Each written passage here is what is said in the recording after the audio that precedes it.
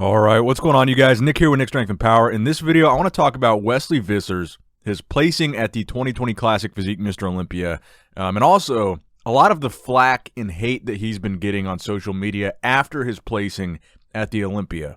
So Wesley wound up placing 11th at this year's Mr. Olympia, just outside of the top 10.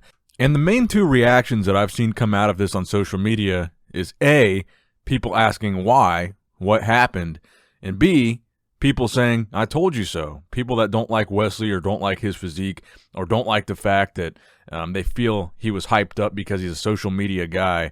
A lot of those people saying, I told you so. Wesley would not be in the conversation for top 6. So let's start out with the latter half of those reactions here, some of the criticisms of Wesley. So I saw this post on Instagram today, and I thought it was a good representation of Wesley's physique and kind of the Wesley Vissers debate, you could call it, in classic physique. It was on Buys and Tries on their Instagram page, a comparison shot of the front double bicep between Chris Bumstead and Wesley Vissers. And of course, the question being asked here is, who do you prefer, Chris Bumstead, who took first, or Wesley Vissers, who took 11th? Because I don't think Wesley has a bad front double bicep. I think he's got a pretty good one. But I think the thing that this picture shows off very well is just how different Wesley's physique is. It's a different kind of taste, and classic physique being one of the more subjective categories in the IFBB, and by subjective, I mean it's more open to interpretation. It's more opinion-based on what the judges might think is classic, what the fans might think is classic, etc., etc. And I think a lot of fans find Wesley's physique to be classic, and it seems the judges just don't. So I wanted to point out some things in this comparison here because I thought it was interesting, and it brought out some interesting elements of Wesley's physique. So the front double bicep, one thing you're looking at in classic physique, you're looking for a good V-taper, and one thing that Wesley has is a really crazy lat flare from the front. His lats are very large, and it really creates this illusion of a wider upper body.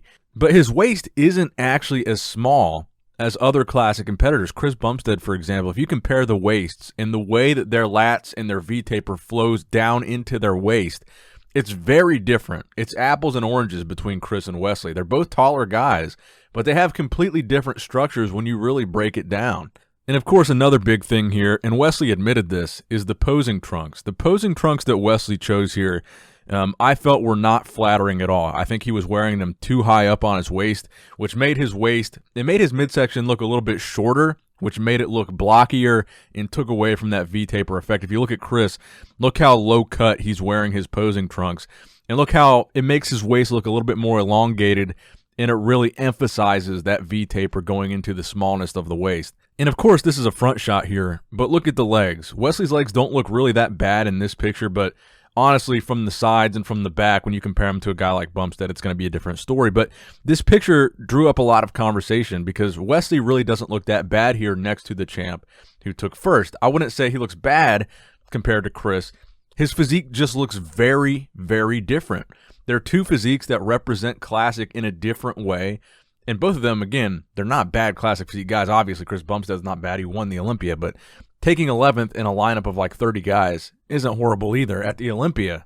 I mean, these are the best of the best. But if you look at the comment section on this post, Keon Pearson commented this, and he says, Wesley gets so much shit from everyone. It's a unique look. Many of you that judge on here are not even in the league to even talk.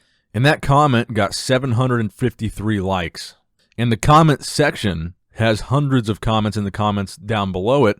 And Wesley was even one of the commenters. And this is one of the things that I like about Wesley. So Wesley says, thanks for the feedback, guys, both positive and constructive. The trunks are obviously an issue that will easily be fixed next time. So I think a lot of people agreed. The trunks were just not a good look. And then he says, for now, let's keep improving the weak points, legs, especially from the back, and nail conditioning. That's what bodybuilding is all about, and I love it.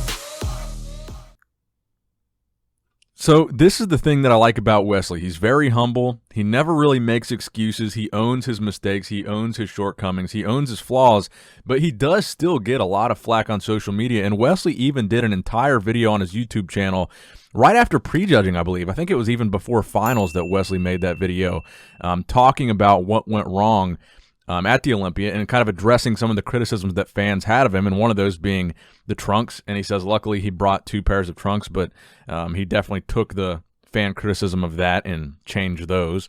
And the other element of that was that he talks about his conditioning. His conditioning obviously was not what we saw from the pictures of Wesley on social media. We saw some really crazy looking pictures of Wesley going into the Olympia, some really next level conditioning from the looks of those pictures.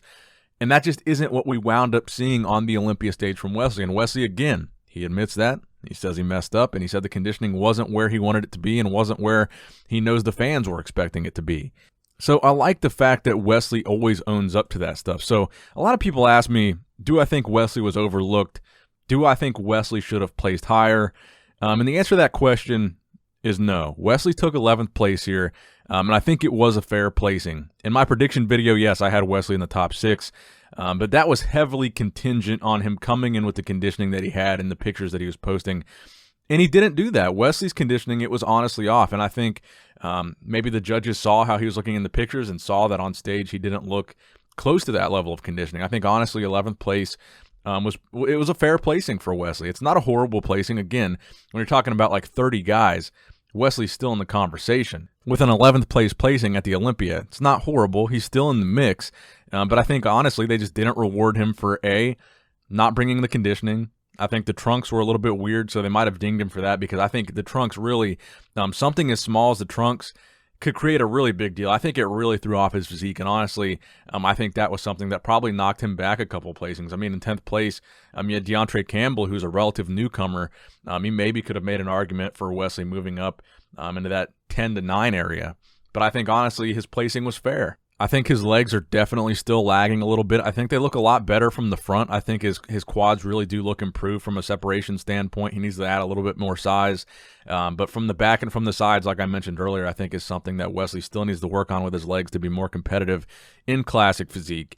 But I think the question that we're all waiting to get answered is going to be, really, does Wesley's physique fit into classic the way that we thought it all was going to? Like I said, with that comparison between him and Chris Bumstead, it was very apples and oranges. They're both taller guys in classic, but they have completely different physiques, completely different structures, and completely different elements of their physique that different people appreciate. So the question is going to be, in the future, is Wesley going to be able to overcome, even if he makes these leg improvements, even if he brings good conditioning? Maybe the judges just don't like his structure, but maybe they do, because they've kind of had him just on the outside looking in. 11th place, like I said, it's not terrible. He's still in that mix. So maybe they're just still telling him, improve upon your weak points. We do like your structure. And that brings me to the post-Olympia update that Wesley Vissers posted, a physique update, hitting him most muscular, but the caption was the interesting part here, post-Olympia pumpedness. I hope everyone enjoyed the holidays. But then the very last part of that caption, will the death face make a return perhaps soon? So obviously referencing him competing again. Now, to qualify for next year's Mr. Olympia, he is going to need to compete again because his placing wasn't good enough to solidify him a placing for the Olympia next year. So he will have to compete.